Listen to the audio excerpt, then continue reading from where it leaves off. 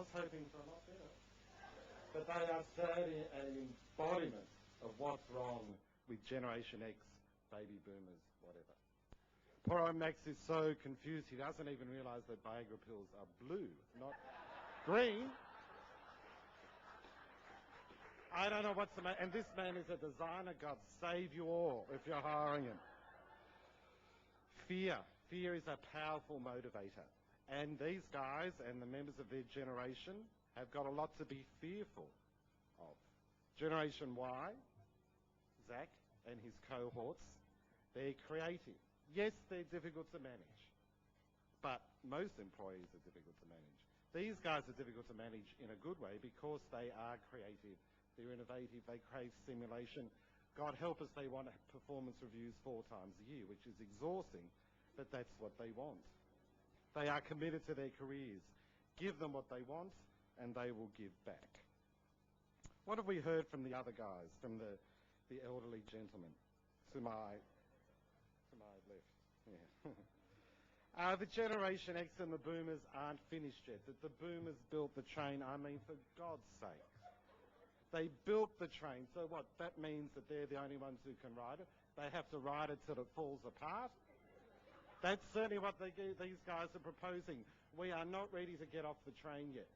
Fine. If that's the way you want to play it like that.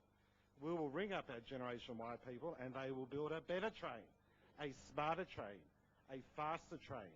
While your train is sitting on the tracks, while you're sitting around reminiscing about Sean Connery and the theme from Jaws.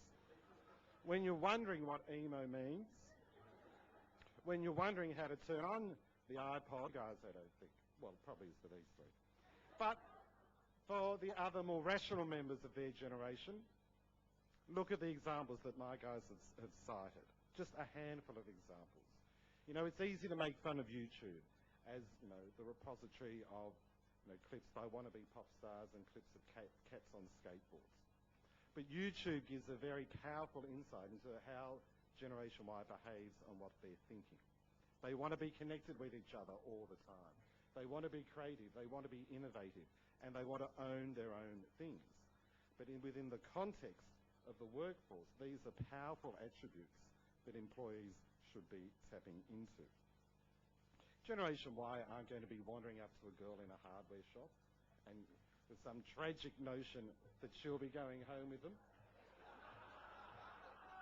No.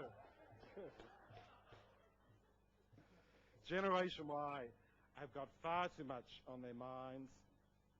Well, they have got that on their minds, of course. Let's not get ridiculous here. They're under really no delusions about where they sit. Yes, Generation Y ranges in ages from 28 down to 14. I'm not suggesting for a minute that a 14-year-old thinks that they can take on the world. What we are saying is that there's an enormous opportunity to get on board the Generation Y train, to embrace it, to use its creativity. Look, as employers, you just want to use your staff. These guys have got an enormous amount of stuff that they can give to business. All I'm hearing so far from these guys is complacency. It's frightening. It's frightening. If these are the faces of Generation Y and baby boomers, then God help Australia. Thank God we have people like Zach and others who are prepared to embrace the future, who love technology, who know how to use technology, who know how to work. You know, the thought of giving someone a performance review 4 times a year for most employees is absolutely horrifying.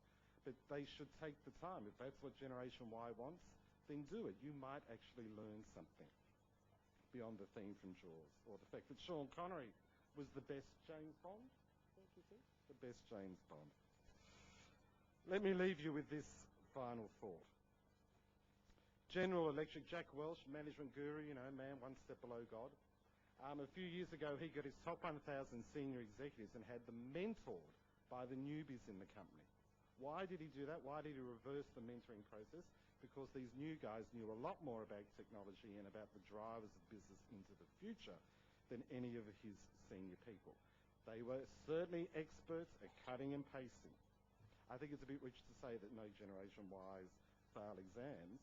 As the father of 3 members of Generation Y, trust me, they fail exams.